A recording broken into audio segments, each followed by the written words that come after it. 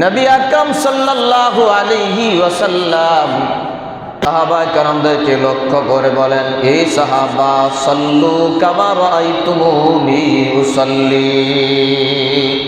আমি নবীজিকে যেভাবে নামাজ আদায় করতে দেখেছ, তোমরা ঠিক ওভাবে নামাজ আদায় করো। নামাজ, কোরআনে আল্লাহ বলেন, বান্দা হে বান্দি, নামাজ আদায় করো। নামাজের তরিকা কি, পদ্ধতি কি কোরআনে বলে নাই। নবীজি বলেন, নামাজের তরিকা হল আমি নবীজিকে যেভাবে নামাজ পড়তে দেখেছ ওভাবে নামাজ আদায় করা, ওভাবে নামাজ আদায় করো।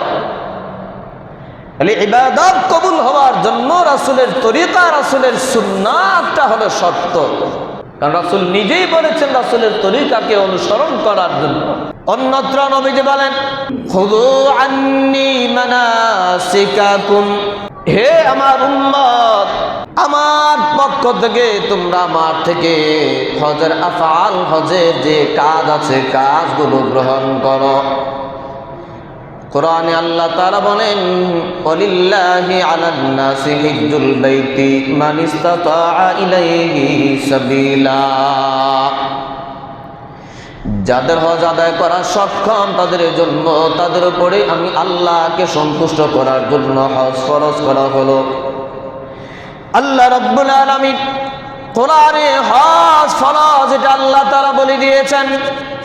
হজ কিভাবে আদায় করবে তার বিবরণ কোরআনে নাই, তার বিবরণ সুন্নাতে আছে। নবীজি বলেন, খুযু আন্নী মানাসিকাকুম, হে আমার সাহাবা, হে আমার উম্মত, আমার থেকে হজের যে কাজ আছে, নিয়ম আছে, নিয়মগুলো তোমরা গ্রহণ করো। হজের নিয়মগুলো গ্রহণ করো। তাহলে ইবাদত কবুল হওয়ার জন্য সুন্নাত হলো শর্ত।